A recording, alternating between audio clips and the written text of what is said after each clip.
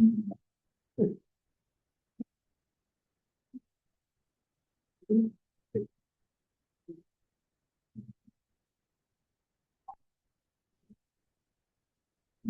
we ready? Yes, we're okay. Good evening, everyone, and welcome.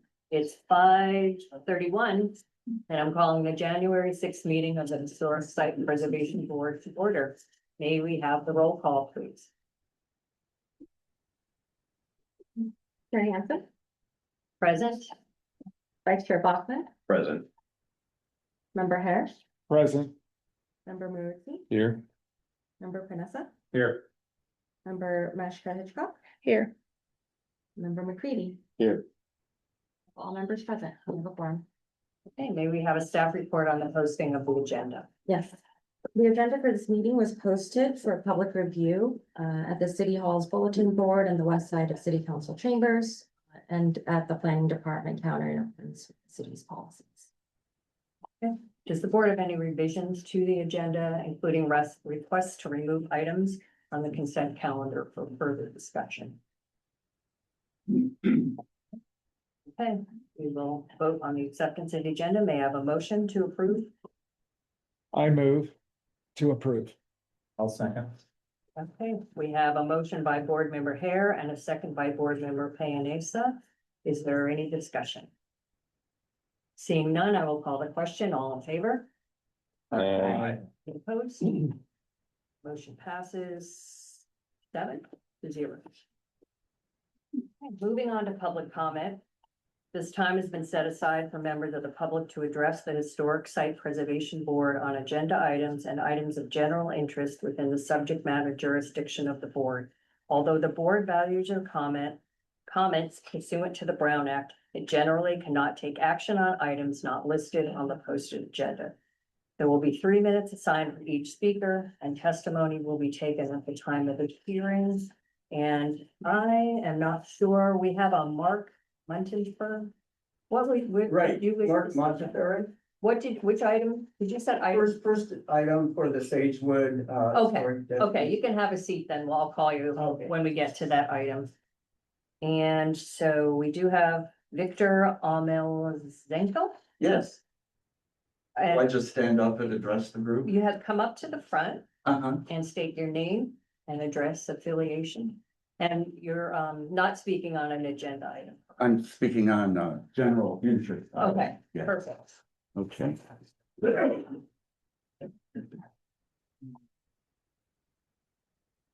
And you have 3 minutes. Is there a timer? I think Sarah is our timer. Sarah, good. Good evening, commissioners. My name is Victor Omelchenko, and I'm visiting here from West Hollywood for the week. And I'm so happy to be here because I'm involved with the West Hollywood Preservation Alliance, and we're a small community group modeled after the Los Angeles Conservancy, Beverly Hills Heritage, Hollywood Heritage. And we are very involved in trying to preserve our architectural and cultural resources.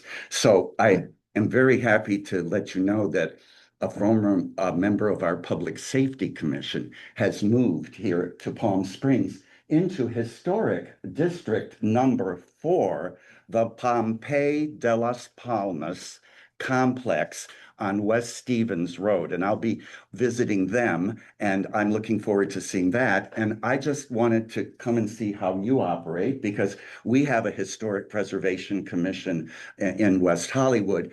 And one of the most recent designations that they did was for the Sea Ranch style, architectural style Carrollwood condo buildings on Carroll Avenue, just below the Sunset Strip where the iconic Rainbow Bar and Grill are, and that.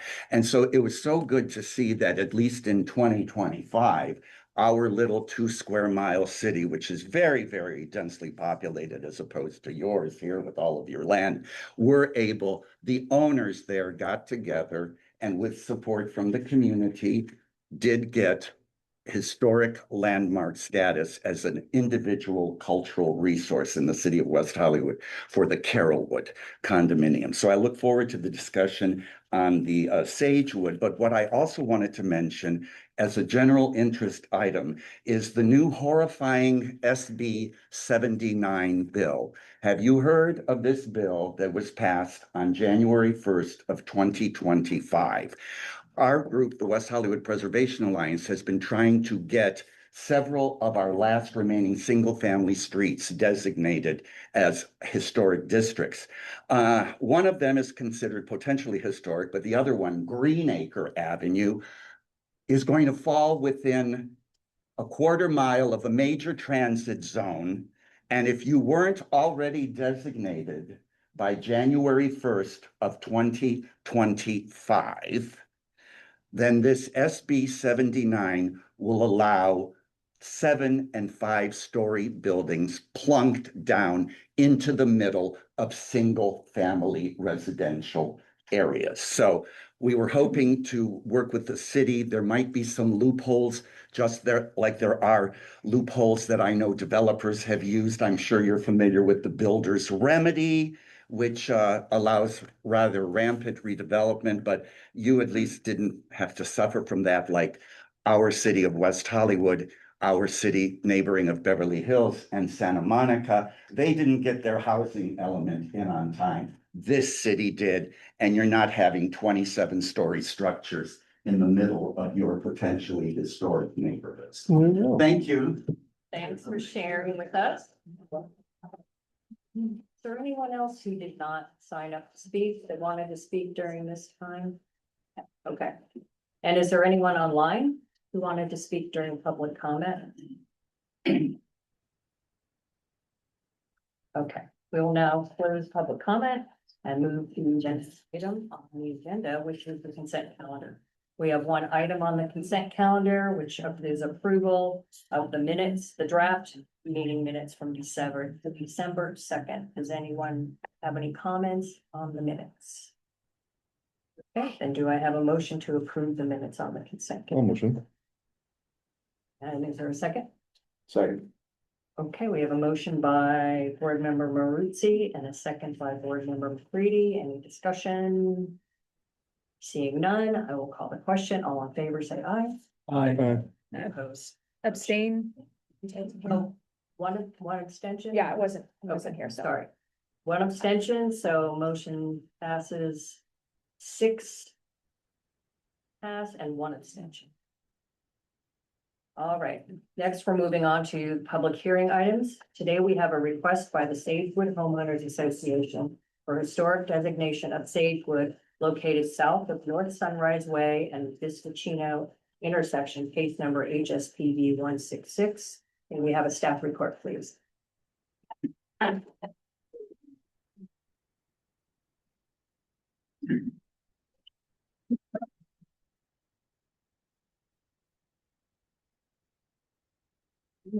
Our public item for the evening is a district nomination before the board today. It's for Sagewood condominiums located south of the Sunrise and Vistachino intersection.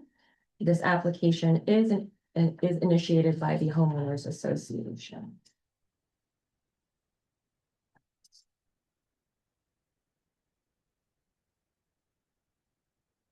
So when looking at the aerial view of the overall development, the turquoise colored box is the proposed district boundary, which encompasses 27 detached structures, each housing 4 units with the exception of one building where 2 units were combined into a single unit. The Sandalwood Drive divides the development into 2 sections where 8 buildings are concentrated to the north. The remaining 19 are on the south side of the road. The community is not gated. It was completed in 1972. The size of the development area is roughly 18 acres. Now, given the stipulation in the preservation ordinance of Palm Springs, this site would be considered a historic district if it were to be designated. When you zoom a little bit closer into the aerial map of the site, you begin to see a unique layout of the structures on the site and how they deal with vehicular and pedestrian access. Each unit is equipped with a garage or a carport, and there is a conscious design decision to limit the visibility of garage doors and carports when viewed from the street. Most of the units show a side-loading garage door. There are a few units located on the site that do have front-loading, but for the majority of the buildings, they are side-loading. And this does create a limited view of garage doors along the street. The report identifies the layout of the development and the integration of the green belt or landscaping as a key component to what's described as a garden apartment typology. The landscape design for this development focuses on the importance of open space and connectivity. The landscape design shows mature trees in a hierarchy created through the clustering of the vegetation.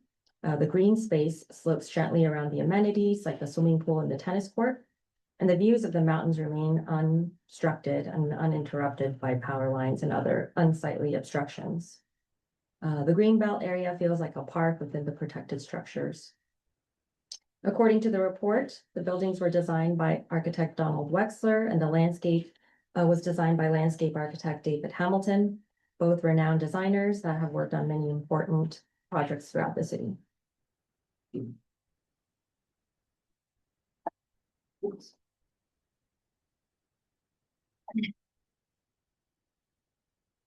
When evaluating historic significance and the district nomination, there's a total of 7 criteria to review.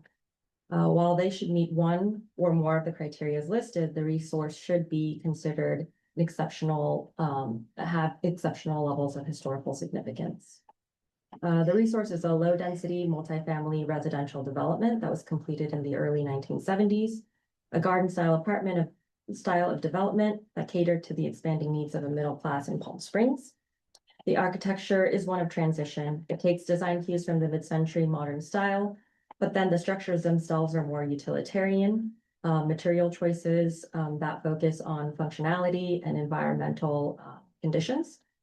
The design is addressing utilitarian questions like how do we hide AC equipment on the roof to be more integrated with the building? How do we create articulation and diversity of facades without having garage doors being the defining feature on the streetscape? The design and the buildings address these questions. The landscape design is one that is of particular importance. There's a generous amount of green space and a thoughtful planting palette that has been created throughout the site.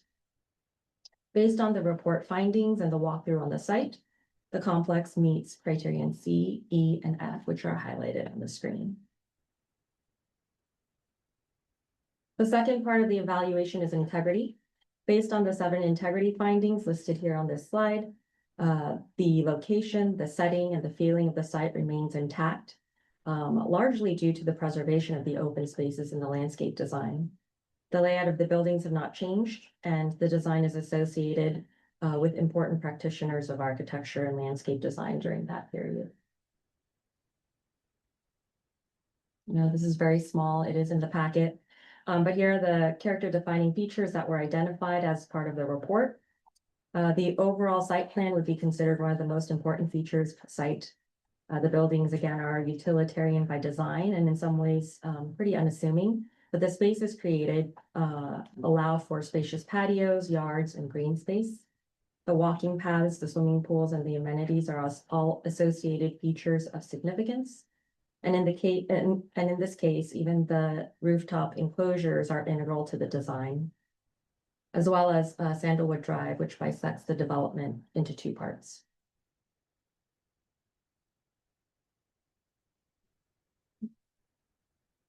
When it comes to non-contributing elements, these are alterations that have been added after the period of significance.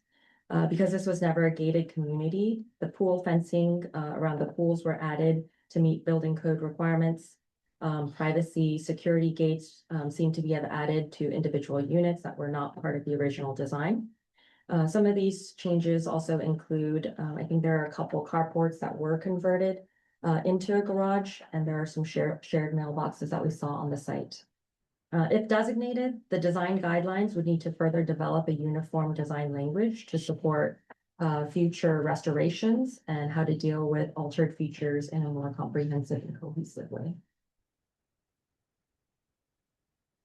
But in conclusion, Sedgewood condominiums, they are an example of residential development that show that transition of design from mid-century vacation homes almost to a more permanent and utilitarian shift in what condominiums started to become in the late 1960s, early 1970s. And it was a project that was undertaken by some significant architects and landscape architect. Again, this application meets criterion B, E, and F, and staff is recommending designation as a historic district based on these merits. With that, I can take any questions of our board regarding the staff report. I believe there's members of the applicant team here. If you have any other questions regarding the nomination. Okay, do any board members have any questions for staff?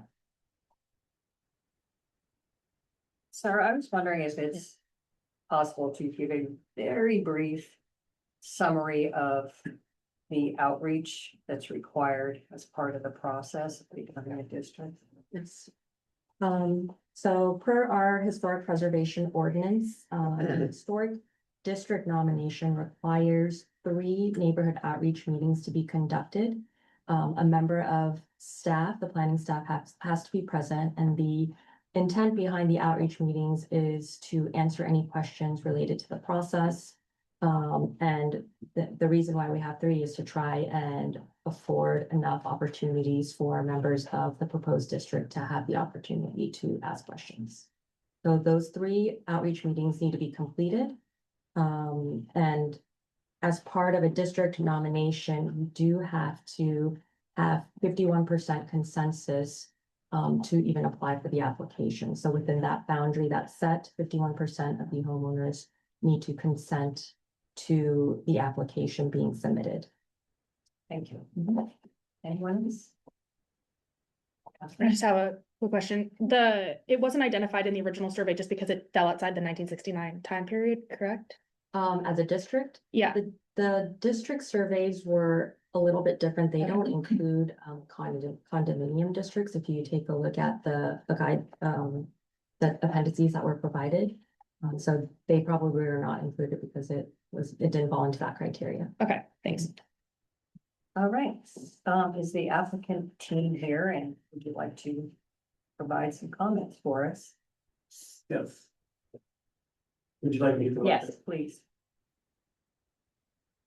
State your name and affiliation.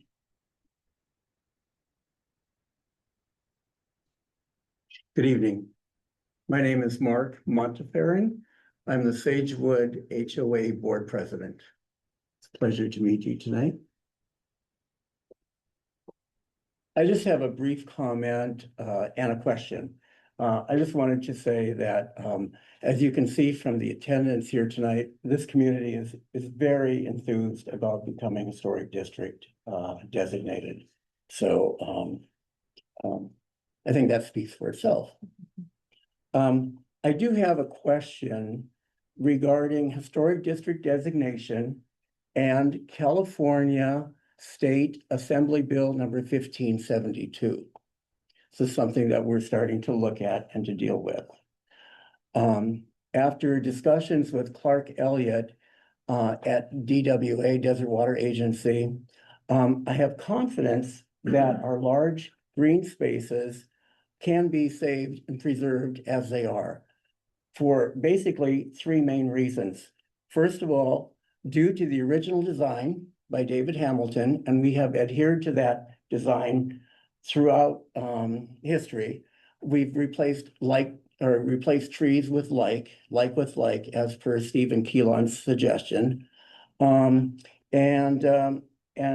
we've just basically tried to retain and maintain the look that was originally designed.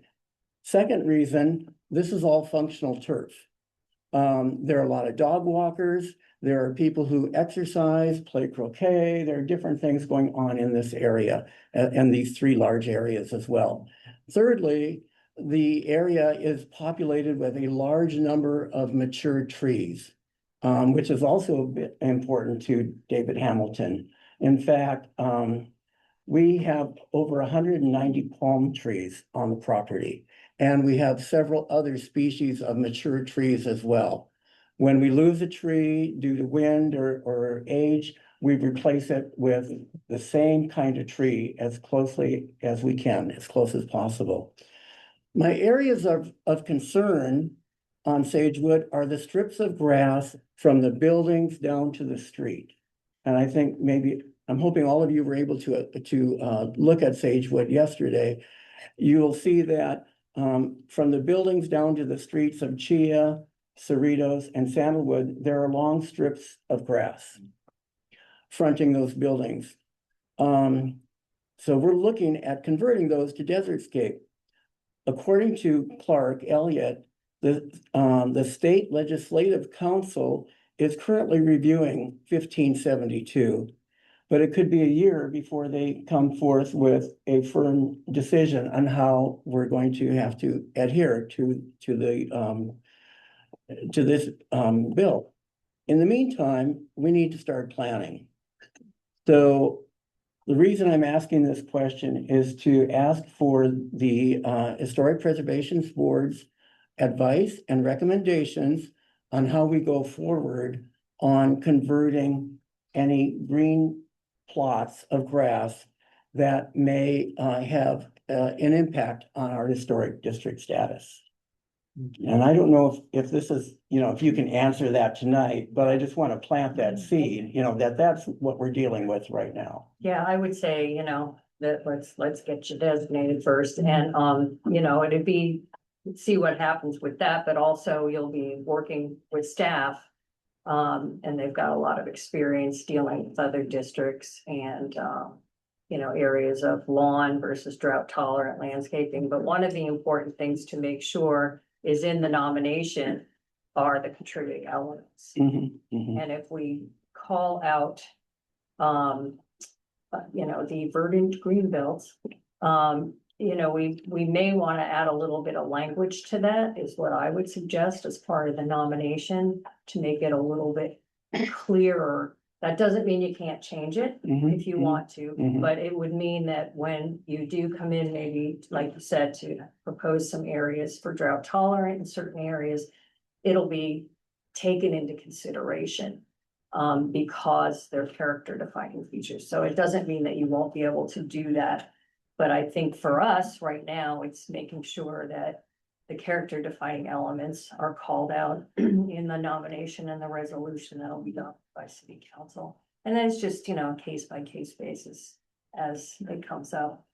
But I live in a historic district and there were areas on streetscapes. It was all much smaller scale, but lawn. Mhm. And there are several areas that are really placed with drought tolerant. Mhm. So it can be done, but I think it's gonna be case by case as this comes up. And let's deal with the matter at hand here. Thank you. That was very helpful. Okay, Thank you. all right. Does anyone else have questions for the applicant? Okay, thank Okay, you very thank you. much. Was there anyone online that was part of the team that wanted to speak? Just to make sure. No. Okay. So seeing no further questions of staff, I will open the public hearing. Is there anyone in the audience who wishes to speak in public comment on this item? And if so, technically you should have filled out a speaker slip. But you can still come up and then fill one out and submit it before you leave.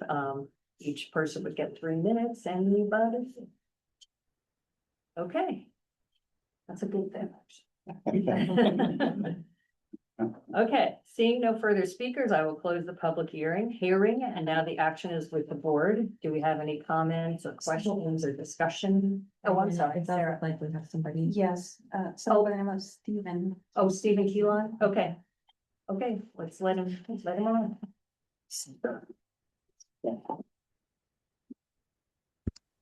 He's on. Can you hear me? Steven? Can you hear me?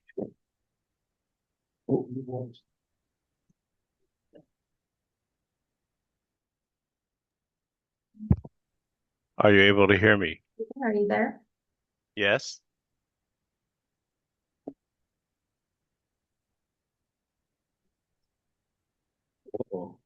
Hello?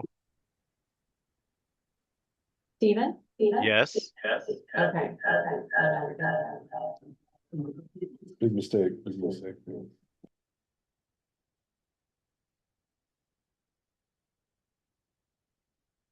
Do you hear me?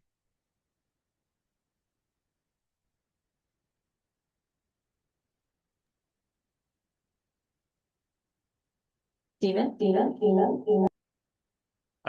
Yes, do you hear me? Yes. You do, okay. There was an echo, so I wasn't quite sure. Um, I'm really just here to answer any questions that you may have. I also have information about turf replacement and how the O'Donnell Golf Club has dealt with that with some new, really super drought tolerant hybrid Bermuda grasses that are coming out of UC Riverside that use 50% less water. So there are alternatives that we can look at when you get to that point. So are there any questions on the nomination or anything in general? Any board members and questions? Or if this is a staff or maybe a applicant or Stephen Kalon question, but I was just wondering if besides the lollipop streetlights, if any of the other exterior lighting was original to the building. I'm not sure if that came up if that was in the site visit, which I didn't attend with my board members.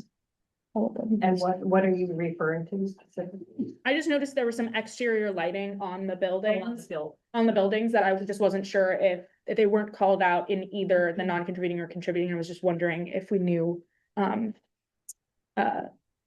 where they came from. Yes. So other than the lollipops, you mean like porch lights and that kind of thing?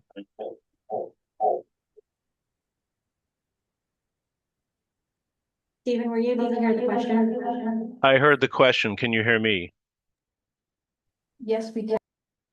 Other than the lollipop lights, the pole lights, I don't know if Claude Peck is in the audience, but I don't know if we were able to determine which sort of porch lights on the building might have been original. So I don't think it was called out in the nomination because it couldn't be identified 100% which might be original. and being that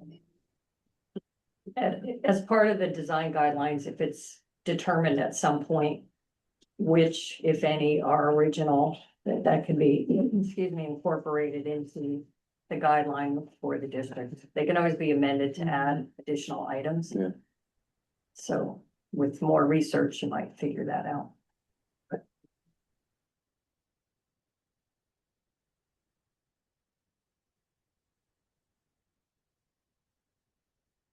Other than that guy? It's related to the non-functional, removal of non-functional turfs. Oh, specifically about turf. Yes. And it's a law? Yes. It's a California Assembly bill. Yes, about turf. All right. It's a Droughts. turf law. They need to come to Palm Springs. Oh. Okay, anybody else have any questions for Mr. Keelan or for staff? Chair Hansen, I just did want to make a quick mention that we did receive written public comment for Yes. this item that was distributed to the Yes. board members via. Right. Okay, if there's no one in the room, no one online, I will now close the public hearing. So the action is with the board. Do we have any comments or discussion amongst ourselves?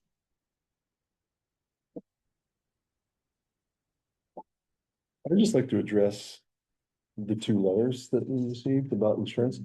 I mean, I don't know that much about insurance, but we have how many historic districts right now that are condominiums or related multifamily? I believe we have 11 that are condominiums that are multifamily. So one would think that this issue would have arisen somewhere along the line over the years. And I've never heard anything about those issues before. I mean, I have friends that live in these kinds of places like rural Hawaiian or whatever, and they never say, oh my God, our insurance rates were through the roof because we became a district. I don't know anything about that, but I would suspect that by now it would have appeared somewhere. I just think briefly, just to add, we don't really want to get in too much of a discussion about that. It's not within our realm of consideration, but with all the natural disasters having gone on in the last few years, insurance in California has gotten tricky generally, not just for historic properties. And I live in a historic condo district, and it's not been an issue for me, but okay. I think the only thing that I wanted to maybe add, or, in light of the discussion about the turf, I just feel like maybe bullet point number 2 might be a little bit further elaborated. I think, first of all, you read the whole nomination, it's a design landscape and it's a noted architect. I feel that it maybe needs just the word designed in here, it's not just a lawn with a bunch of plantings, it's all very intentional. So it's not just the shared space, it's the entire landscape, designed landscape of the property. And maybe you call out specifically, I don't know, are verdant green belts mean lawn? Restricted turf law. Maybe it specifically say turf, manicured lawns. And just the openness of it, just the magnitude. Yeah, of it the is openness. The part of the It says design, outdoor space, but so, yeah, it's the scale of it, yeah, park-like. yes, there you go.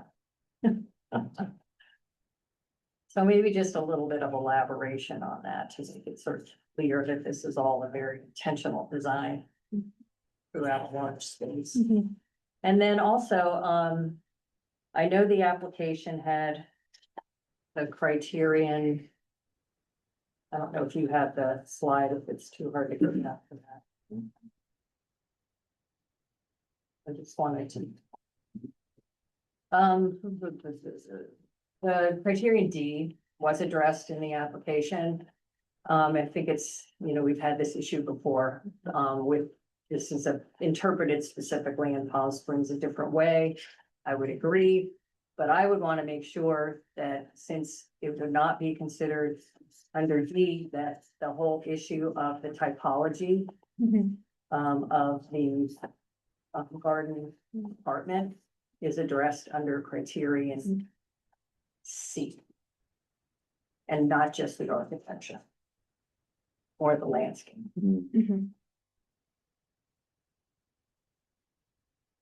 I should have read the resolution a little closer to see if that was in there, but.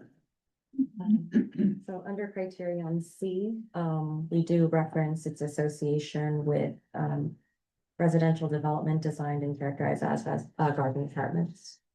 To incorporate that in as part of criterion C. I mean, as a specific example of the typology from that time period too. I mean, there's a lot of, as we were talking about at the site visit, there are a lot of different garden apartment typologies in Palm Springs, and this is a very specific, larger landscaped. So those would be my only comments. Otherwise, this is what I like to call professionally a no-brainer. So are there any other comments from the other board members? Mr. Murphy? This is just sort of the general comment about the lack of a survey from the 1970s. And the idea that we need to have a context established for that period. And these types of properties, especially a lot of condominiums were built in the 70s and in the 80s. East of Sunrise and other places in the city. So that although it wasn't raised at this time as an issue, it has been raised in other discussions of 1970s buildings recently.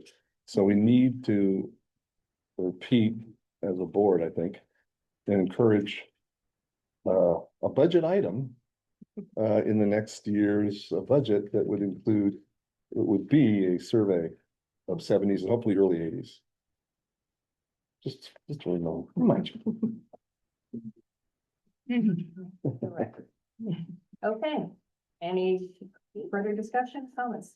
Catherine? Yeah, I just have a couple more questions about the contributing versus non-contributing element list. I was wondering if the battered stucco walls, like, are also, is that part of what is identified in the zigzag slump stone wall and other like hardscape? Is that, would we consider that those?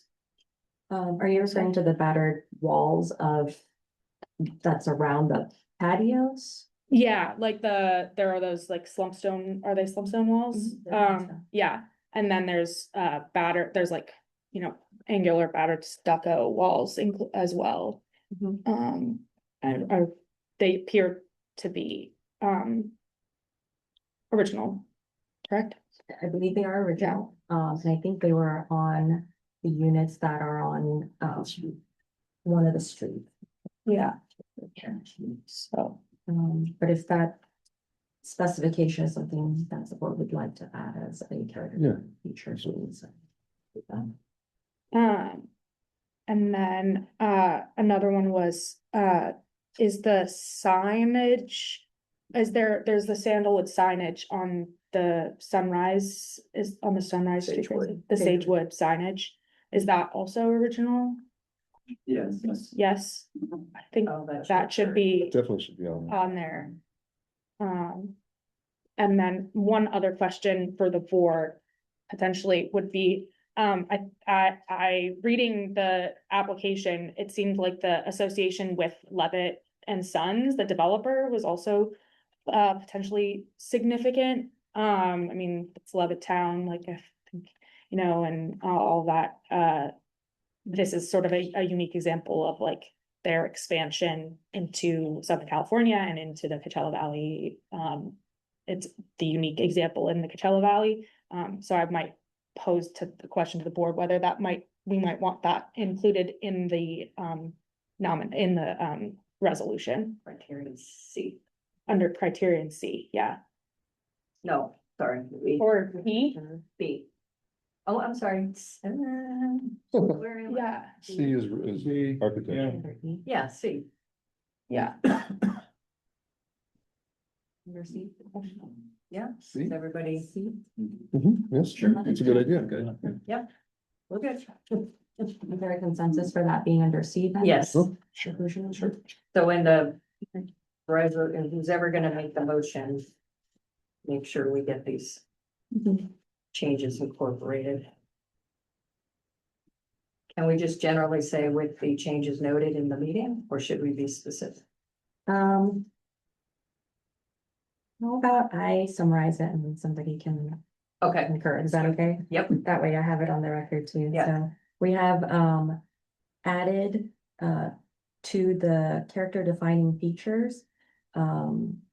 Details related to a designed landscape with descriptions of its open space and park-like features. We have added the battered walls, some stone around the patio, and I'll indicate which street that's on, because I think there are just a few of the units, so we'll add that detail in. And then the original Sagewood signage as contributing features. And then we have an elaboration of criterion C, where it talks about the specific typology of garden apartments related to this particular site and this period, and the inclusion of the reference to Levittown. Yeah. okay. Any more, or are we ready to have someone make a motion? Okay, may I have a motion, please? Oh.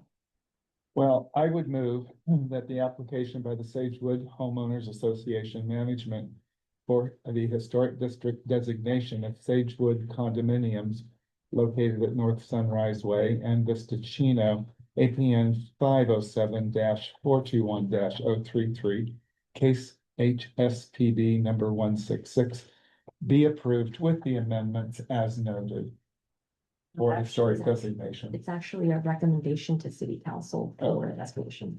Yes. We're gonna adopt the resolution that city council adopt. Yes, correct. I mean, yeah. I'll second that. Okay, so we have a motion by Board Member Hare and a second by Board Member Marucci to recommend resolution HSPV number 166. Oh my God. Clearly, I need that. A resolution of the board to recommend that the city council designate Sagewood condominiums as a historic district. And a determination pursuant to secret that this is not a project. All in favor, I call the question. Aye. Hi. Opposed? Motion passes unanimously, 7-0.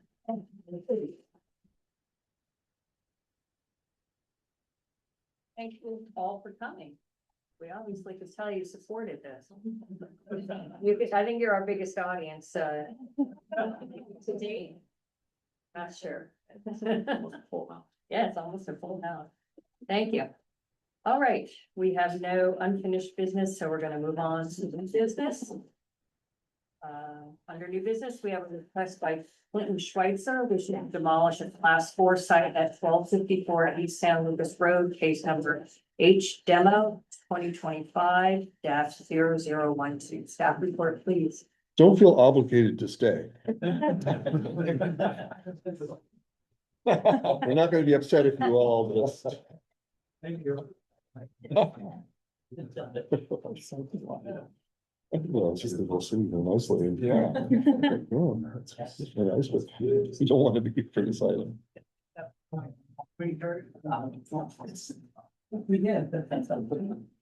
There's babbling. Wait a minute. Now, wait just a second. Thank you so much. Thank you. Thank you for coming.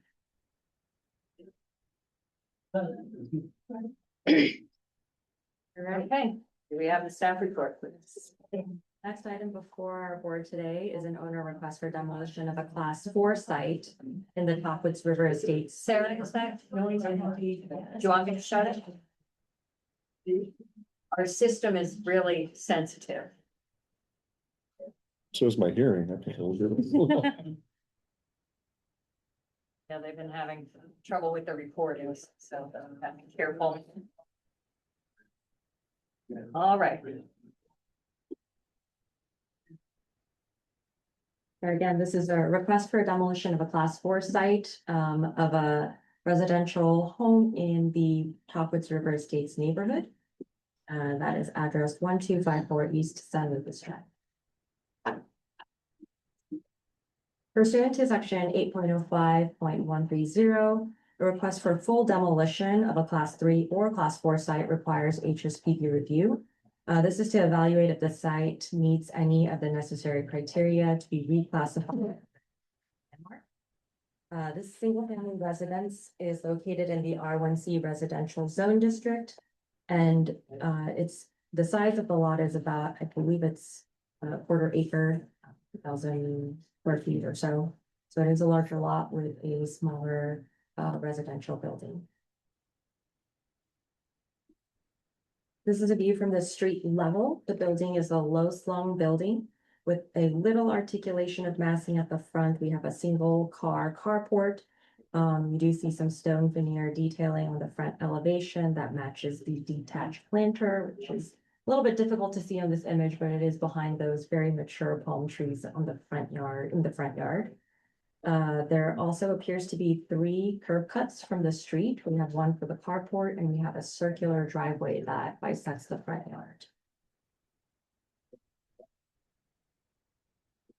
When you get to the rear of the lot, you can see the swimming pool that was permitted in 1955 according to the. And you do see the added sunroom to the original footprint of the home. And I think all of us who were on site were able to see the quality of the sunroom being different from the original home in terms of materiality and the way that it's tucked under the eaves of the original footprint of the home.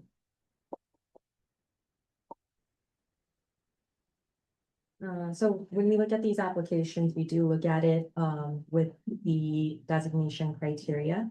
The home was built in 1951 according to the building permits. It appears that it does retain some original features such as steel casement windows.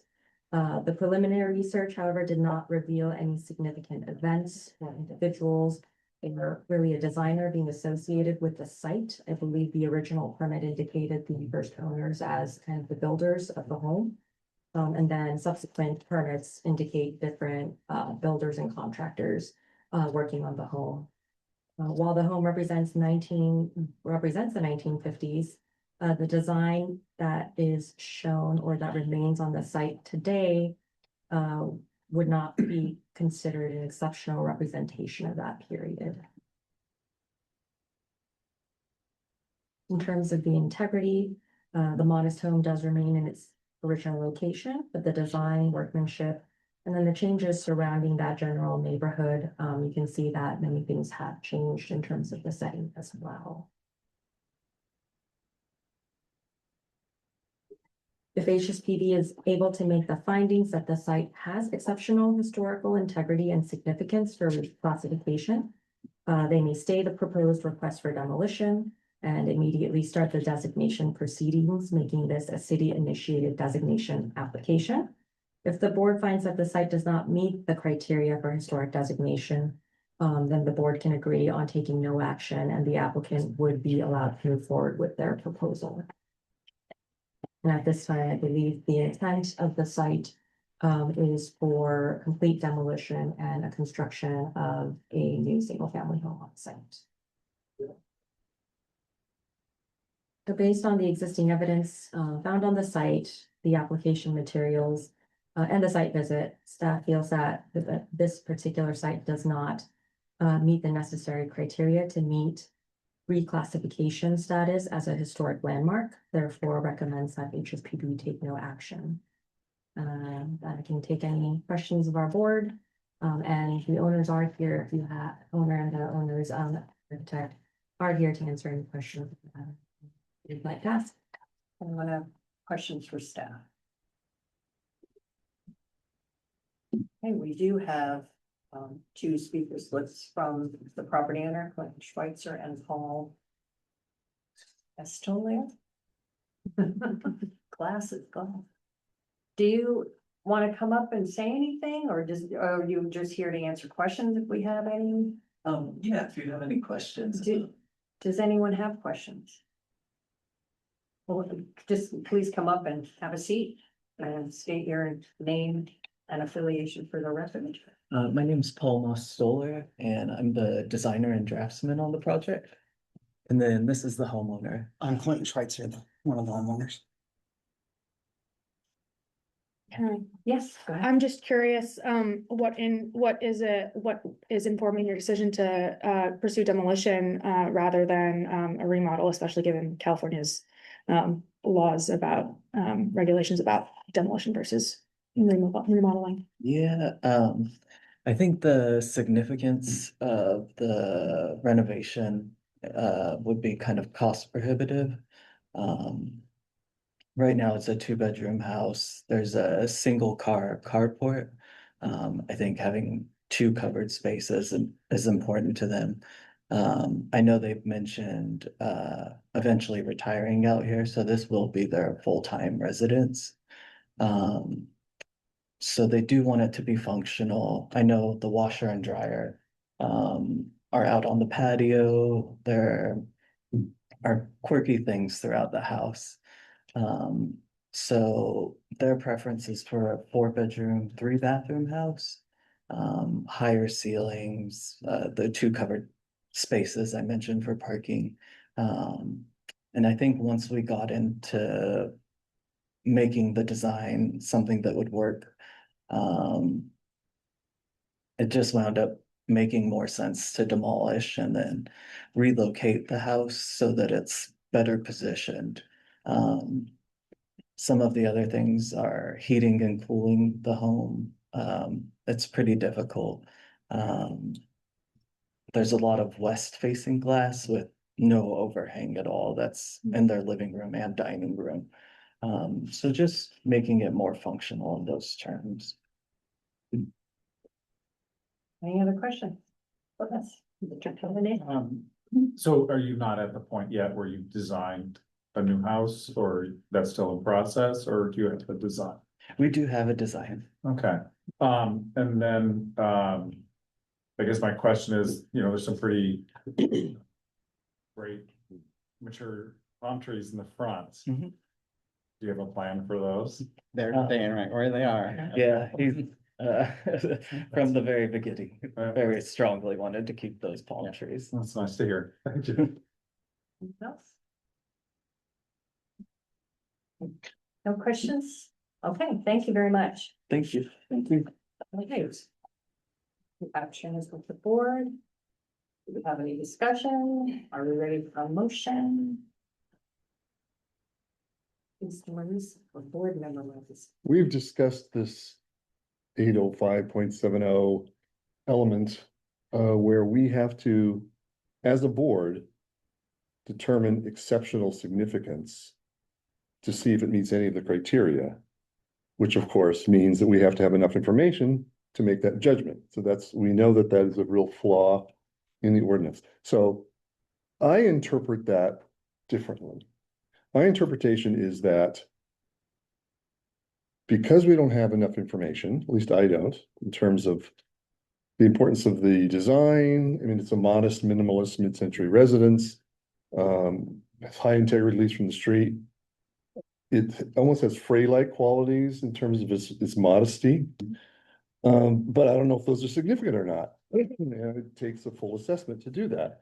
So then the point would be, well, okay, if the only way we can get an assessment is to say, oh, let's take it under consideration, then I guess we should take it under consideration so the city can determine using their, I guess, list of consultants, prepare an assessment and see what we find out. That's my view on this. We don't have enough information as far as I can tell to say that there's no exceptional significance. Or at least some amount of detailed archival, like. Everything, yeah. And this thing about Tuckwitz River Estates that you bring up, that, well, it's, it doesn't have too many Truesdales. I mean, I live in Tuckwitz River Estates, and my house is not a Truesdale. There's actually fewer Truesdales in Tuckwitz River Estates than there are other designers. So I don't think that's really relevant in this case. It's just the nature of Tuckwitz River Estates. Yes. Yeah, I share share member Maurici's concerns about the lack of background information. I think part of my concern in Palm Springs is like we designate a lot of Wexlers and Frey and the architects we see over and over again, honestly, on this board that are significant for criterions C and criterions E, that like, what is it, F and F, right? Or E and F. And vernacular mid-century vernacular examples of this is also part of the fabric of this city. And just because they're not significant in terms of their designer, I think it is interesting that the initial, even just the bare minimum, like the sort of initial investigation is that this was an owner build house. And that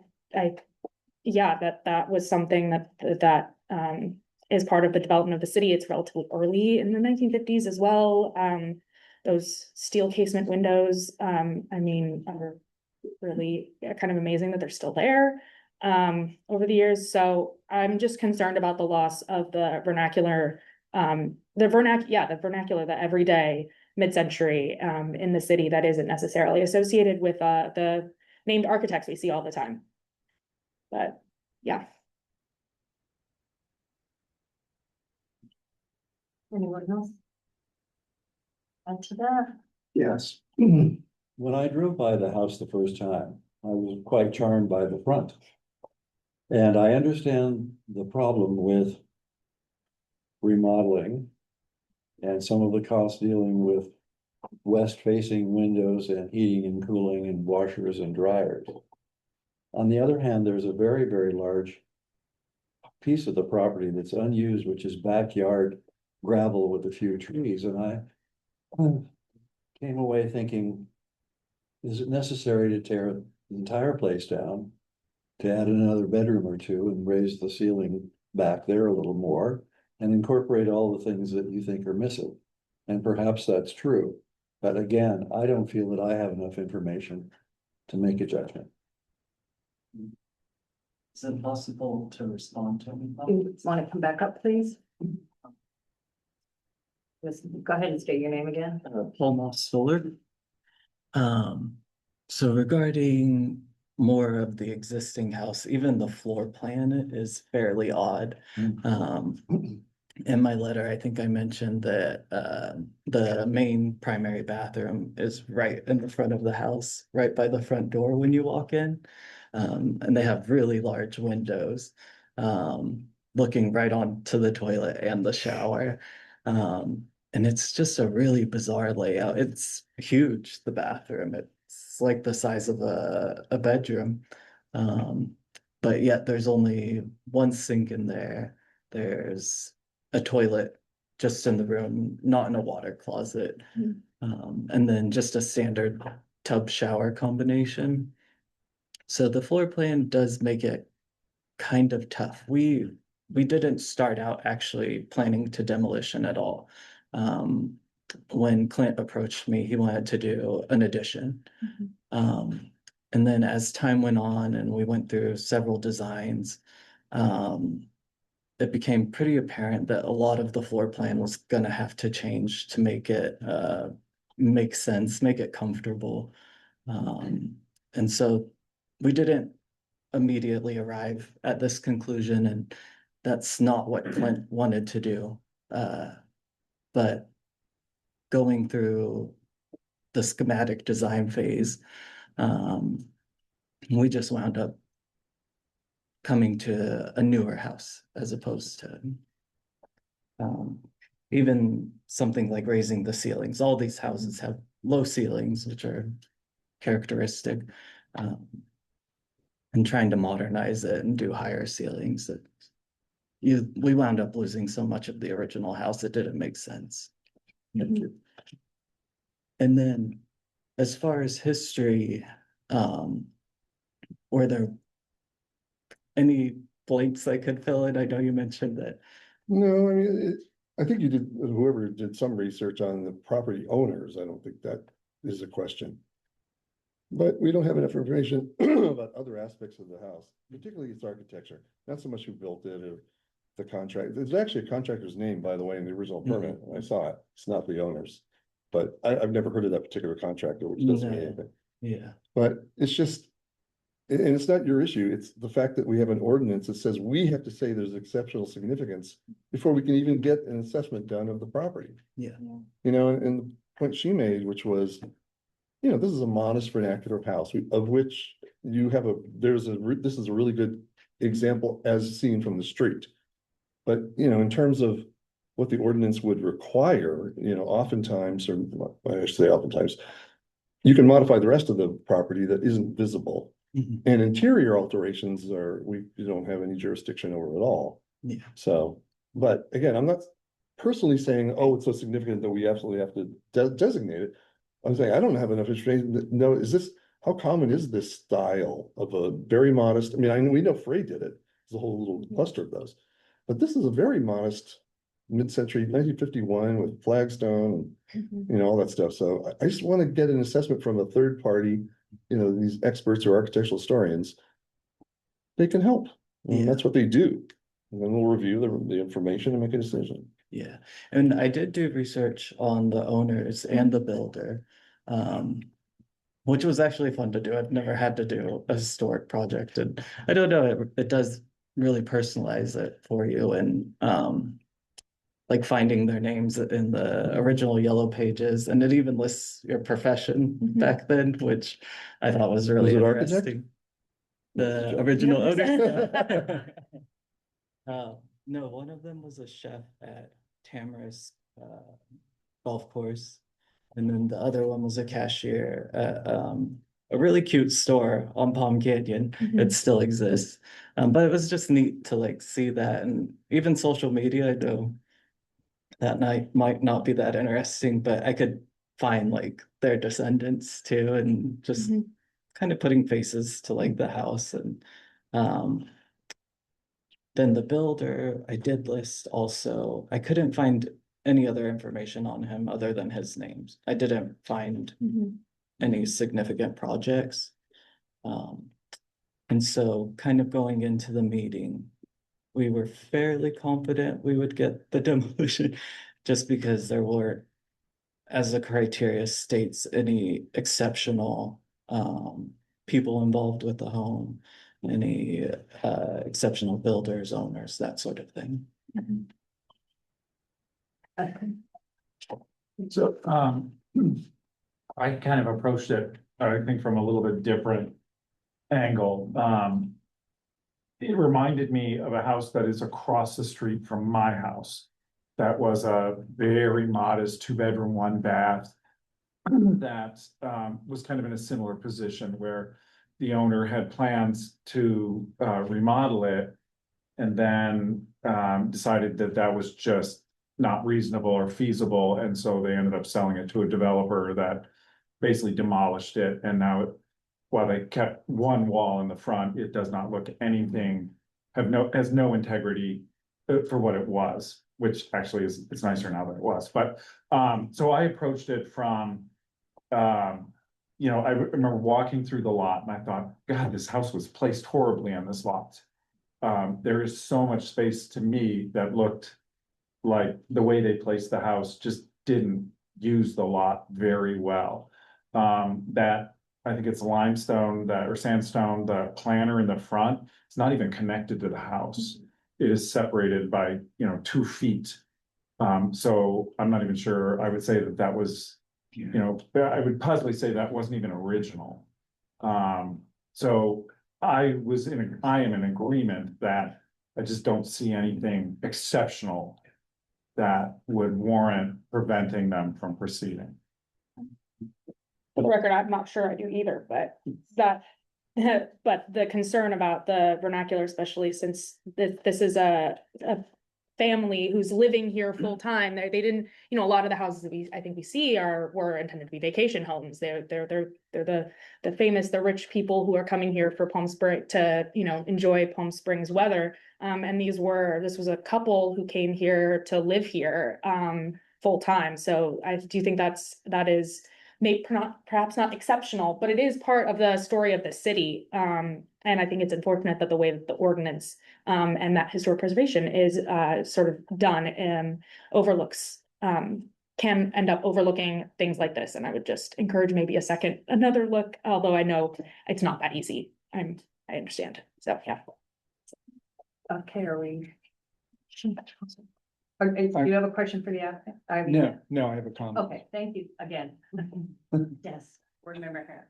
I just will add to this that while I appreciate and would love to operate from a plethora of information, having that at our disposal is generally not available, and taking it or getting it is very time consuming, and that's problematic for anybody, including our staff as well as applicants. And so part of our job, I think, is to make these decisions based on our expertise and the information we have, and hopefully that we end up making correct decisions because we are chosen to be here for that reason.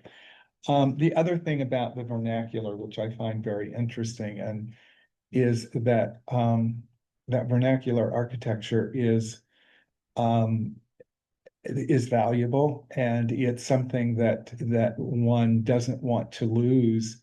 But on the other end of that scale, in order for historic designation, there has to be something exceptional about it that makes it valuable. And like a member Panessa walking through the site, I was struck by a lot of the incongruities and the fact that as hard as I tried, I couldn't find anything about it that was exceptional. So in this case, I would have to say that I don't find any reason to not take no action. Sorry, that's bad.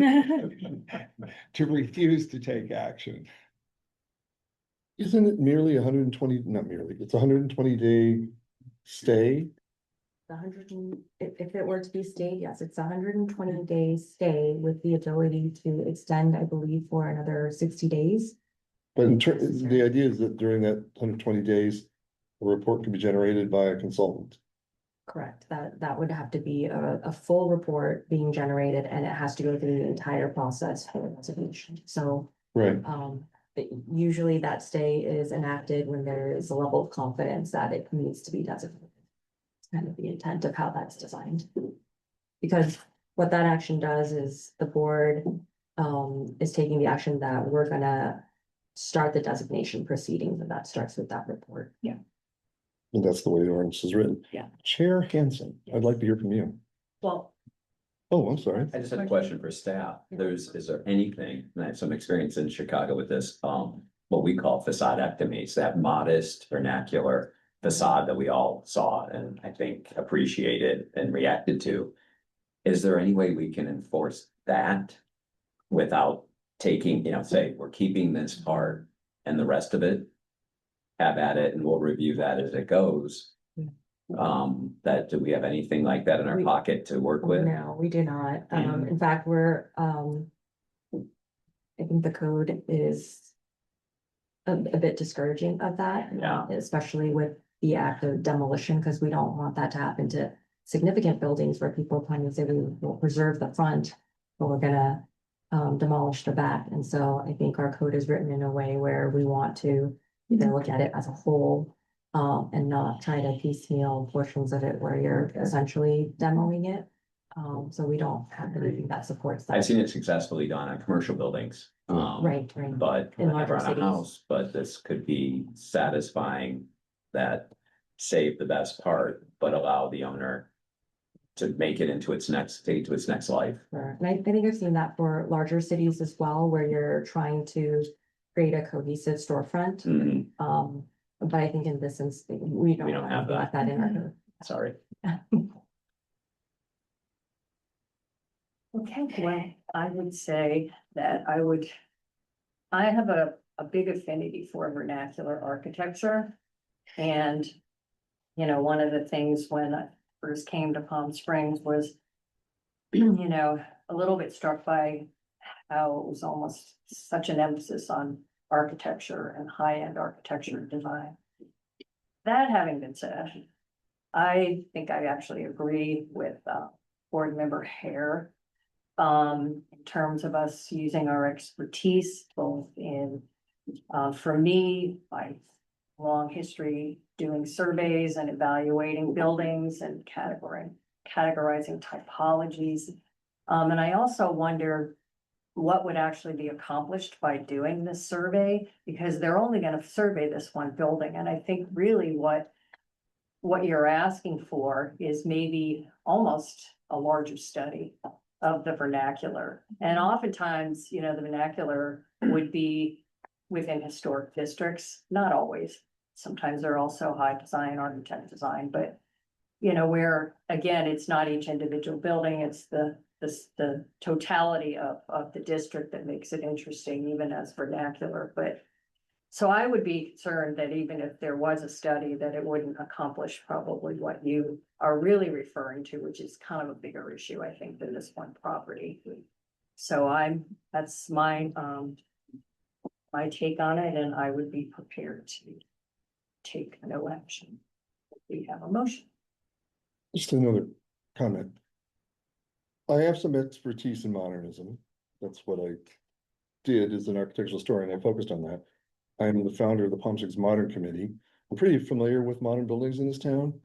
And this is an unusual one in its modesty and vernacular aspects. However, the collection of fray houses that are equally modest that are in that one, did it become a district? Do we ever designate it? So there's like three different properties that are individually designated? Yes. Are probably better examples, but I don't know if I'd call them vernacular because it's fray, so.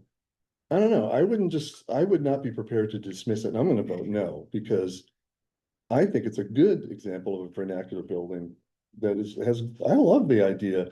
It's modest, it's got a flat roof, it's got steel casement windows, it has flagstone. I think that personally, think that freestanding planter is original. The flagstone matches what's on the wall of the front. And I wouldn't be so quick to dismiss it because I don't think we have enough information. But anyway, I've made my point and I won't beat it any further. Okay, is there any further discussion or do we have a motion? I would move, if I'm saying this correctly, I would move we take no action. Because I think. Am I saying that correctly? Yeah, take no action or refer the permit application to an administrative process. That. Do we have a second? I'll second. We have a motion by Board Member Panessa and a second by Board Member Hitchcock. Sorry. Sorry. Not simple.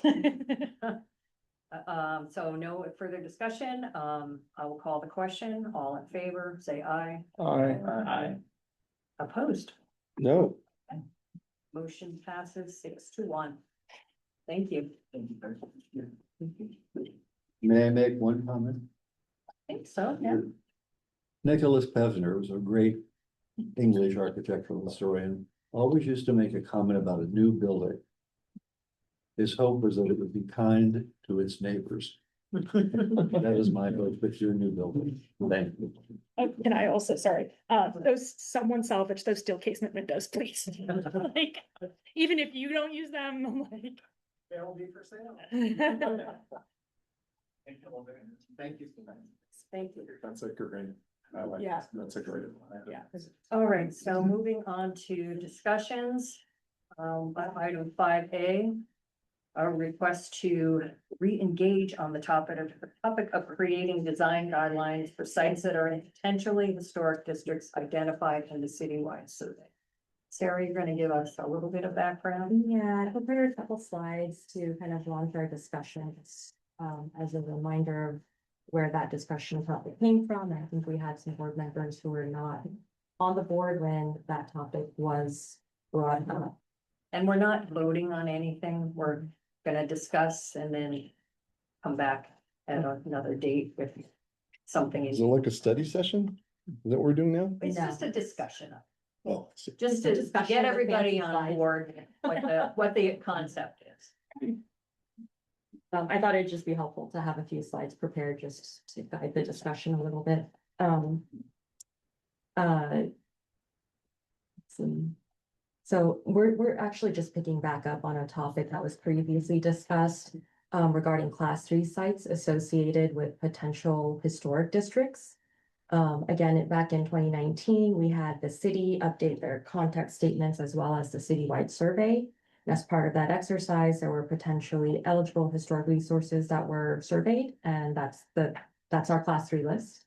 And as part of that study, also, we had our consultant identify potential historic districts. With that update of the class 3 list, the categories in our class 3 list consists of potentially historic resources for the merit that they have on their own.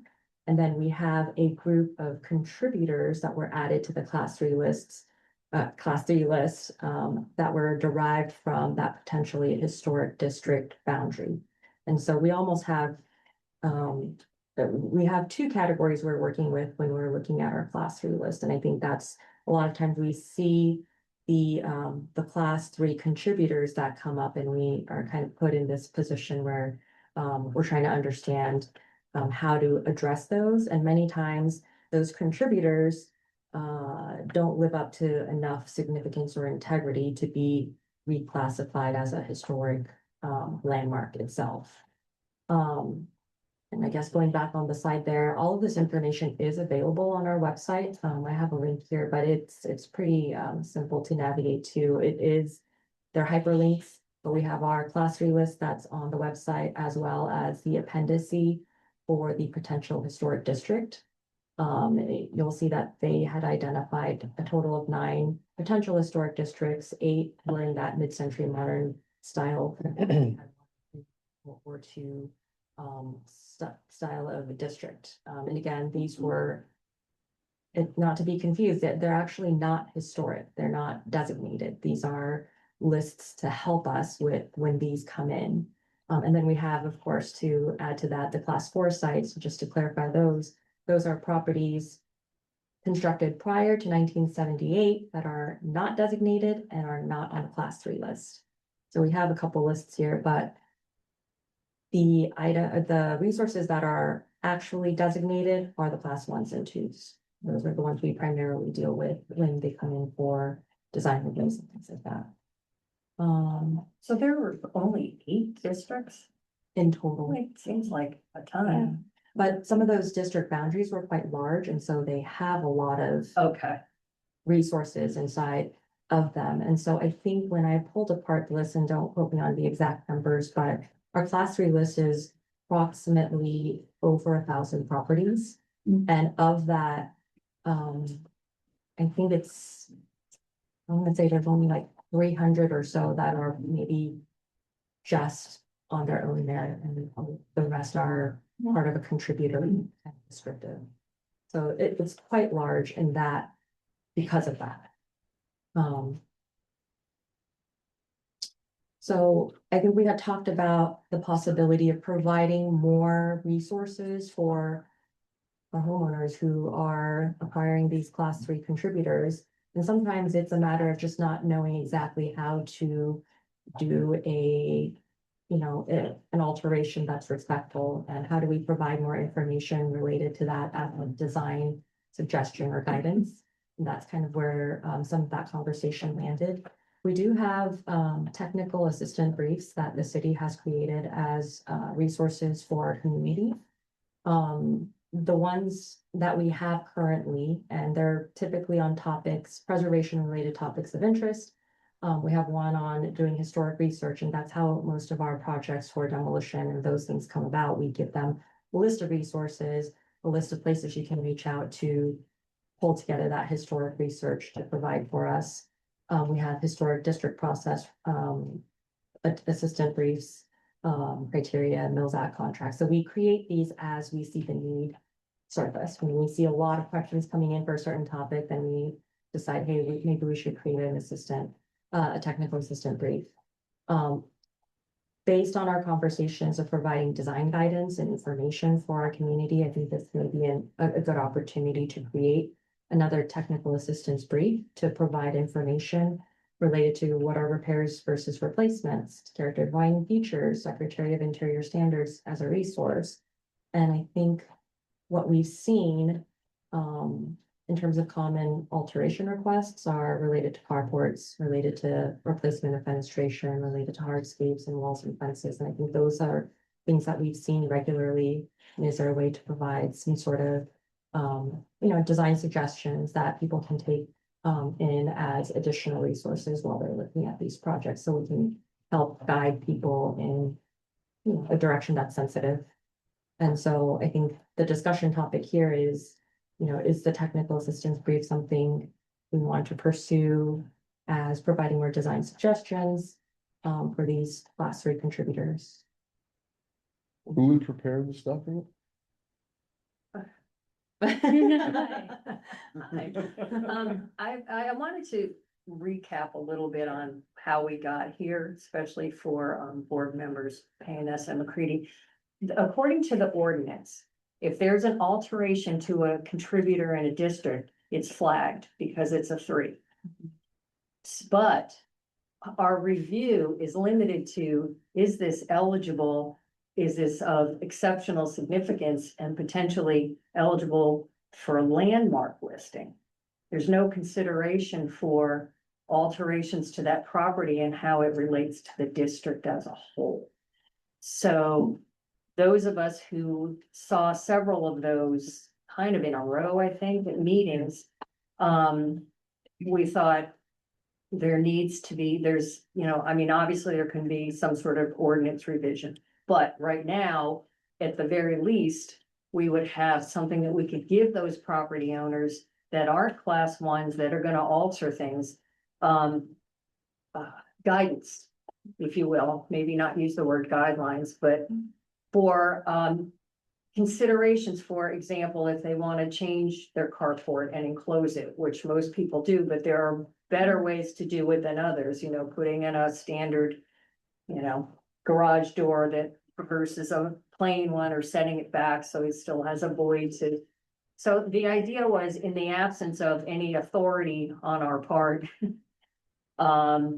outside of saying it's a class one, it would at least give guidance so that when people come in and are allowed to do alterations and don't go before us, there are some, what's the word I'm trying to think of without using guidelines? Some Resources? recommendations Yeah. for things that they can do, because I mean, for all my years of having done this, a lot of people just don't know. And if they had something in front of them, they would say, oh, okay, I get it. And the idea is to hopefully over time, keep a district a potential district intact, even if it's not designated, other than having this one house at a time altered until, you know, now you have a critical mass of non-contributing buildings, which has also happened in other parts of the city before the survey was done, where properties, when some probably pretty viable historic districts were altered at an administrative level were allowed to be altered. So that's the idea, if that makes sense. We don't want to call it design guidelines, because it's not something that city is enforcing. They're really recommendations, and it's information, considerations, all those good words. And also don't want to confuse where the city is actually developing design guidelines, for other purposes. And then it also, as Sarah said, I think it's kind of nice to keep the language the same, you know, in terms of how this, Office of Historic Preservation has, you know, rolled out some of these, advice or information booklets. So that's the idea. I would be willing to spend some time on it. I don't think, we don't really want to create a subcommittee per se, like an official one, because it's sometimes problematic of what you can and can't do. And, isn't that correct? Yeah. Yeah, I think, yeah. But I put together an outline, which is, you know, way too long. But I think a lot of this can be done in, you know, like I wouldn't tell the public, we're showing you the Secretary of Interior standard. I would give them bullet points that, you know, repair versus replace, and, you know, those concepts inherent in the standards. You know, so my outline would be, and, you know, it would be easy to read. I think some illustrations, of course, but it's not gonna be a booklet. So we don't really have time and resources to be doing that, and staff either, but. So, and I think I would recommend focusing on just mid-century modern, since there's only one Spanish colonial revival district. Or not mid-century modern, but you know, the Pre-war. pre-war. Or post-war. Post-war, because we get much more bang for a buck with, you know, over hundreds, a thousand-ish. Or whatever you said the amount was in the. So I think I would focus on that. So I think we're just trying to, I mean, is everybody like? It's a great yes, idea. good idea. Great idea. It's a great So idea. is it, would you describe this as like a kind of best practices recommendations? Mhm. Like the example you use, like if you want to convert a carport, here's kind of best practices. Yeah, I think keep there'd it- be, like I the said, maybe integrity. some headings for things, you know, like hardscape, you know. Windows bet. and doors. And then even some helpful hints for people that are planning on alterations, like drive around your subdivision and there may be, you know, the same models duplicated and see what this one, you know, the others have, you know, that type of thing. Good things to emulate. Yeah, good things to emulate. This gentleman. Oh, yeah, well, whatever. He wants. Okay, I was gonna do that. We're having. a Stood up, discussion. so that's why. Yeah. Call on you a second. So, go ahead. Catherine. Oh, sorry, no, I have sort of a related but it would be off of this specific topic. So I guess, well, let's go ahead and have you come up. Doug Riesma, I'm loving this conversation. and please state your name. So my name is Doug Fritzmo. I'm the Vice President of the El Rancho Vista Estates Neighborhood Association. Of those 8 designated properties, we are the only one that is a collection of 72 single-family homes. Every other one has condo associations, all their objective design standards and, CC&Rs around that. For the past 6 months, we've been trying to do exactly this. And there's a number of resources that we've used. There was a report done in San Jose by Eichler, across all the Eichlers in San Jose, which has created objective design standards for how Eichlers should be done, and lots of shoulds and shalls. And our neighborhood right now is in sort of a unique position. There's been a fair number of modifications, garages, enclosed atriums. Those are the main things that have happened. But when you think about kind of look and feel in the neighborhood, that has been preserved so far. So it's been a challenge working with the regulations as they exist. To try to draw, I mean, a lot of the condos don't necessarily have ownership records. We've been asked to get 72 homes, the entire provenance of that. It's about $5 to $6 for every single request. And it is, you can't do it online past 1978. You have to go in person to do all of that stuff. So we've pulled 350 of the building permits and things like that. We've organized all of that. Thank you, ChatGPT, for helping us do all of that together. And the way we've done it is we've sort of said as built, as modified, and then what is the recommendation? Because as built, they all had carports.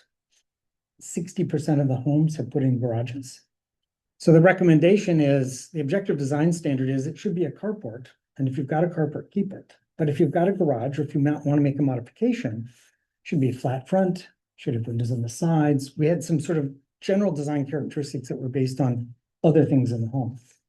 So if you guys want to do this, you've got a community right now that's begging for the kind of technical assistance that you're doing. And in fact, we've been doing a whole bunch of this already, trying to determine repairs versus replacement, character defining features. It is hard sometimes because the way it's written, it feels like we have to have 72 class 1 homes as opposed to a neighborhood that collectively, maybe not all of them are class 1, but they're all contributing in some fashion. And so it's really hard to know where to draw that line and the kind of, I mean, this technical assistance may only be applied to our community because it's a unique one out of the districts that they had.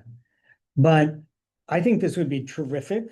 I've shared with Sarah our initial set of sort of objective design standards just to try to get a sense for how to do this. Because I think for us to get designated, we aren't going to be able to do it unless there's sort of work with this committee because the rules don't quite apply. They don't? Why wouldn't they apply? I mean, it's any other grouping of homes that could be considered a district, right? I mean, why doesn't it apply? Well, in my read through that, we have to almost treat each one of the homes that are part of the district as a separate class 1 I think that's designation. correct. They're contributors. They don't have to be class 1 eligible. No, but the work you have to do in terms of the application is nearly equivalent to a class 1 Is that correct? application. For each contributor? Yes, So for yes. every contributor, you have. You have the same architect, right? for all of Right. them? You have the same, there's like, what, how many designs? 3 or 4 different 3 ways? designs for roof lines. Okay, so I mean, what else does he need to know? The owners? All the owners for every single one, all the building permits and any modifications that have been done, all of that. Yeah. So, Do you guys have any money? no, I work full-time and I do this on No, not you nights and personally. weekends. But I mean, as a group, Yeah. you can hire somebody to do that. That's Yeah. what most people do. Yeah, it was $35,000 plus the additional $15,000 to get it in through here. What was 35,000? that was the first estimate we had for someone to do this, for our neighborhood. Wow. That's about right. You know what it is these days? Yeah. How many contributors would there be? 72. Well, I mean, there's 72 homes. Right, you don't know how many. Of those, well, you can't do the, figure out contributing until you have the objective design standards. Yeah. And if you don't do the objective, if the objective design standards are too rigid, then you don't need a 50% quota there. Hmm. So that means things that are repairs and replacement make a difference in how you write your objective design standards. So you're absolutely right. They're not all class ones, but effectively, that's the amount of work that has to be done. Wow, well, that's unfortunate. I mean, most of these districts have hired somebody to do it. I know. Keelan, for example, where he was. I know. Well, we did talk with Stephen. I don't know if he's still on the line. He is. Just think he's assuming he is. And the initial estimate was more than we could afford. And so we then as a community said, well, let's just do all the hard work. Let's pull the building permits. Let's take pictures of things. Let's do a first pass of objective design standards. Let's try to gather all the historic stuff. We have at least one class one in our neighborhood that's done a lot of that work as well. How much of this could we do ourselves and then have Stephen proofread it, tell us things that we've missed, and then also go through and determining contributing and non-contributing, because I don't want to piss off my neighbors by doing that. And so, We're gonna need to zoom back. so- on. Oh, yeah, Anyway, the bottom line, and thank you for, I'm passionate about this. I want you to do this, Please. and I will help in whatever way I can.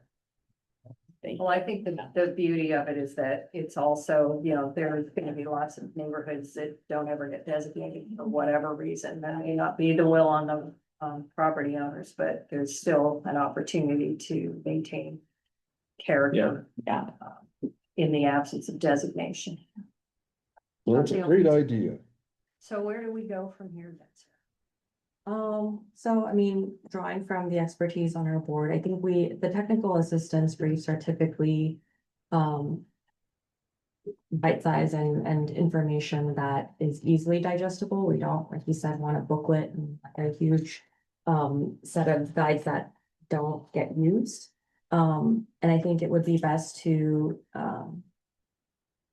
create a draft of the technical assistance board brief. And I would request working closely with the chair and the vice chair on this particular document, and then having a draft prepared, running it through our departments, and then bringing it back to the board for review before we make it live. So I think if the board is willing to kind of go through this exercise of creating a new technical brief to you know, give this resource to the public, I think that that would be my recommendation, and then we would come back.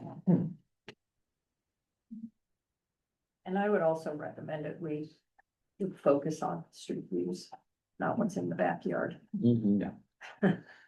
And the question also how we would deliver this information to someone presenting a potential demolition to us and saying, don't demo, here's an idea. Sure. How do we do that? Yeah. Yeah, well, the technical briefs are available online, and so it would be an easy resource to download off our website. And I think, you know, knowing that they exist, it would be easy for any of us to really give to anyone who's considering any sort of design changes, and they want some recommendations. So I think it's going to be a downloadable document like all of our technical briefs. But my concern is how do we present it to someone who may be thinking they're gonna they're gonna demo, and our experience tonight, that's not something out of the ordinary what we experience. And how we would try and guide that owner towards something before we're making a decision on how do we engage with them back when the beginning of considering what to do to the property versus they're saying, let's level the house and start over. How do we get in there before? Yeah, I mean, most of the time when we get these recommendation or requests for a demo, they're already talking with our offices because they have to submit an application and I have to conduct a site visit. Okay. And so we do our best as staff to try and encourage other alternatives. The previous project, as you heard, there was a lot of back and forth of trying to make the initial project work. before they kind of landed where they did. And so we do try to do that on the back end before these projects come Yeah. before the board. Mm-hmm. But I think knowing that that document exists, and if you hear, you know, you're able to disseminate that information and just, you know, word of mouth, just trying to encourage people to look at those resources before we move forward. Would it ever be a policy of the city to put that in their hands once the permit comes in, whether for remodeling, restoration, or demolition? Consider this before you go too far. Right, I mean, I That's- is think that- it wouldn't be a policy. All of the briefs are additional resources, so it's not a codified policy that you must review and exercise these before you move forward with the Need project. to discuss this before, yeah, it's something that Right. official. But I think having resources available and accessible does a great deal. I think Okay. to Janet's point, I think sometimes people just don't know where to look or want to find things but can't. Okay. And then, you know, like we've heard from our audience here, sometimes it's something very localized that you want to address, and you're looking at resources on the internet that are much more global, that are not Right. applicable. So Yeah. having something Yeah. a little bit more like, oh, that looks like the house I'm working It's on. real is life, it's helpful. my neighbor. Yeah, so I my think, city. yeah, I think the resources help, and I think that's the success we've had with our technical briefs, where we're able to, hey, this is how you do historic research for Palm Springs, not Right. for, you know, Okay. other states and things, so. Thank you. But also, I think as if the class three come to us as a contributor Hmm. in a meeting, you know, then we would be able to, we know we can't do anything about it if it's not a class that we can make. it- Please, offer that up as our recommendation, unofficial, legal standing. This is but available to you. It'd be really nice, and this would be Yeah. really, your neighbors would love you for this, we would love you for this. Okay, that gives me a better idea of how to work. I'd like to know. Is this like, you're thinking something kind of general, post-war construction, here's the, It could be alterations to existing infill. Or even in additions. Yeah. Would address all three of those, but visibility from the front, you know, important things like roof lines and. And just general maintenance. Don't do these windows, do something like this, don't turn it into something else. Keep your windows windows. if you can. Yeah. These, One consider it bullet of what you're doing, Yeah. windows, roofing material, sort of maintenance related as well as remodeling. You know, making sure to address things that are common, like enclosing atriums and. You Enclosing know, breezeways. breezeways. Yeah, that's a You know, huge we've one. had several people that wanted to enclose. Breezeways, it's just such an important character to find in the future. Yeah. But sometimes people just don't know, and sometimes there's another way they can accomplish, you know, what they're trying to do in terms of getting more square footage or whatever. Since this is just a recommendation, would we ever suggest historical colors? Because there are certain designers in certain neighborhoods that have very specific Good. aesthetics around their colors. And if it's just, I know that's not under our jurisdiction, but it's an opportunity to say, don't paint your house red. Maybe, if you consider, if you're questioning what to do, here's some ideas, even go that far. I think once if you want to kind of go this route of a technical assistance brief, I think once we start to draft the language and identify the topics that are most relevant, True, because you could go endless with. color some can change, related but yeah. Suggestions. Yeah, I mean, I would recommend Yeah. also additional sources of information, Yeah. Okay, with great. links. References.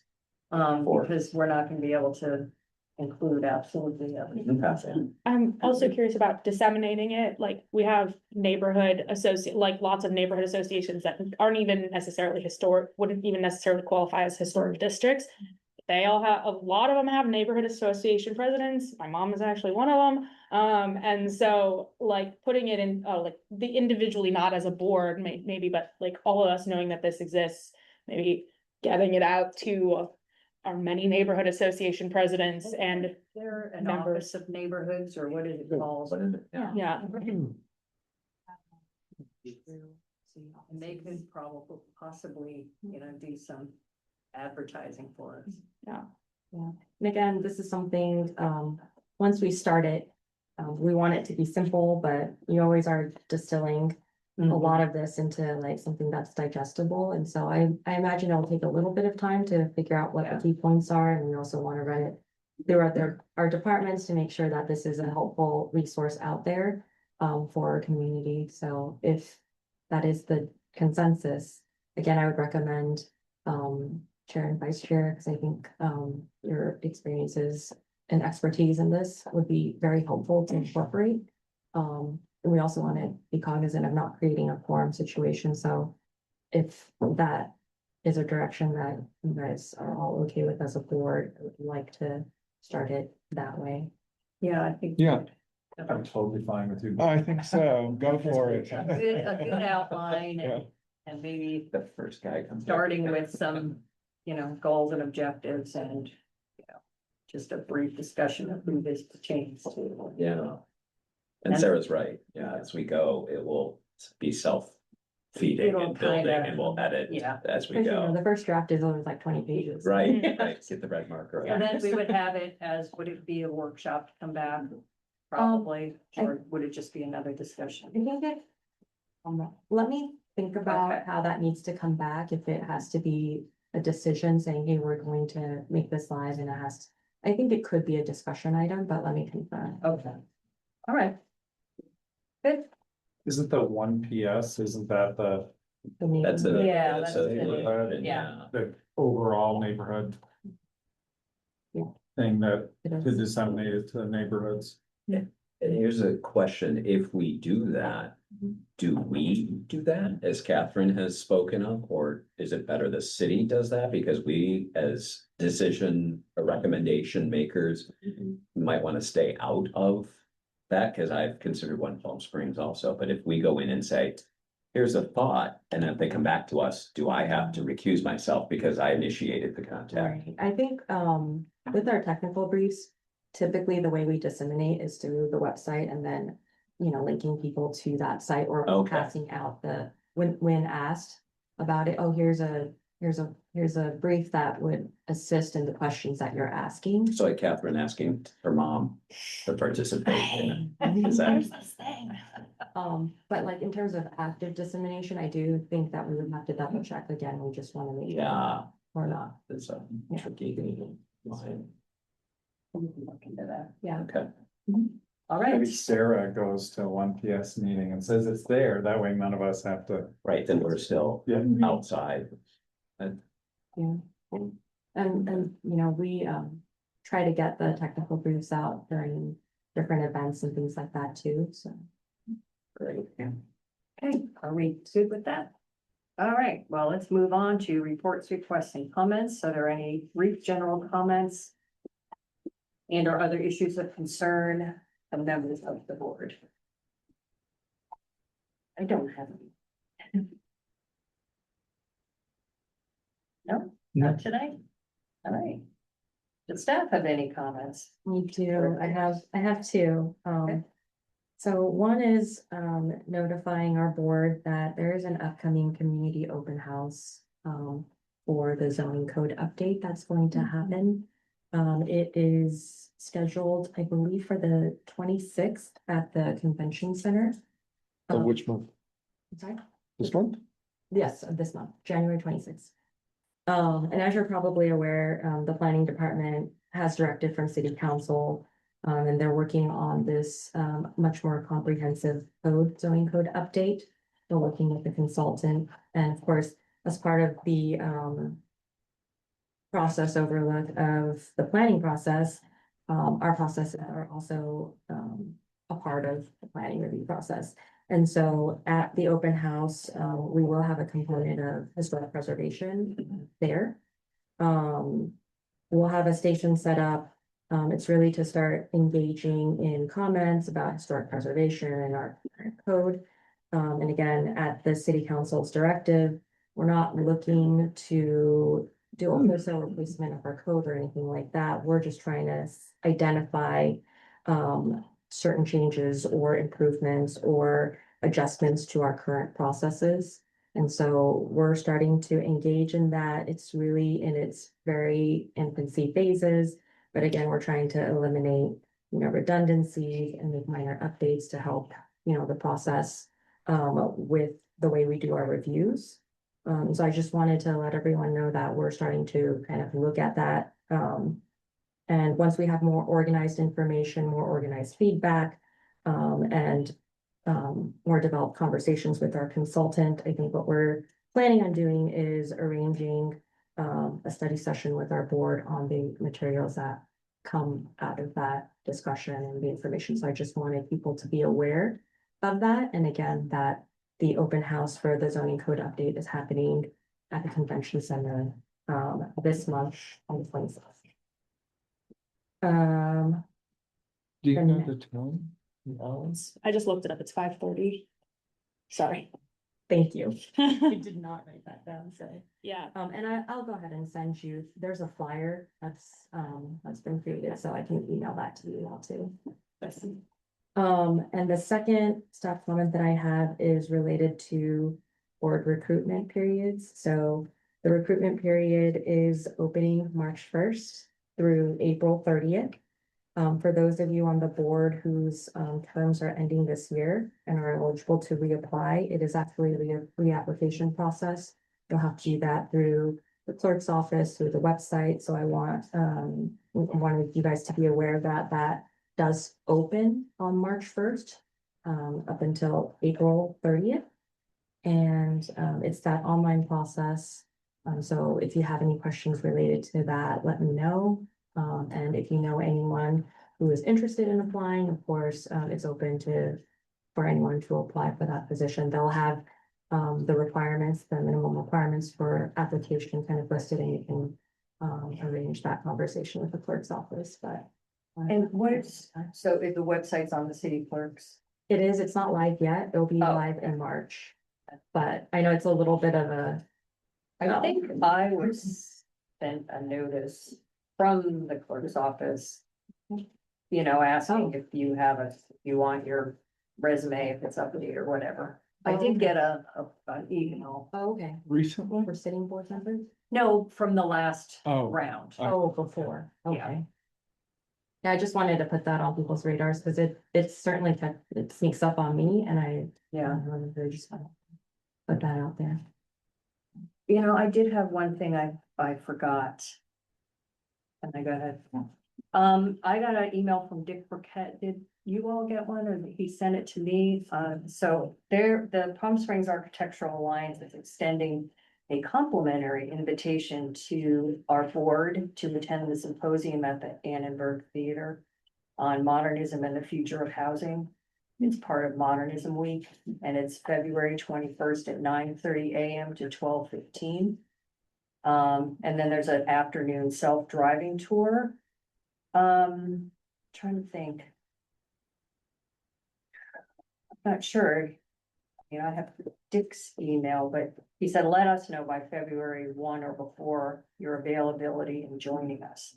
So I don't know if you could just email the Palm Springs Architectural Alliance.org. What date was the? It is February 21st, 9:30 a.m. to 12:15 at the Annenberg at the museum. And what's it called again? It's called Modernism and the Future of Housing. Oh, And I know there's some big names involved in it, if you want to.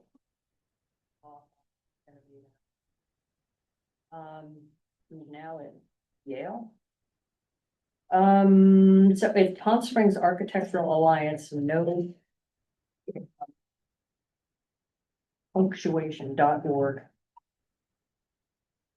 Or, if you wanted to let me know and I could let him know on behalf of all of us, but, because they're probably gonna need, to add our names.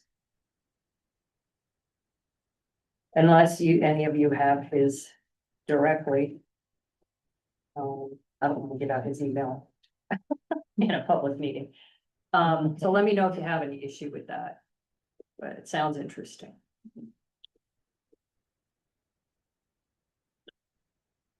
I think it's usually on the call. Is Kevin on the call?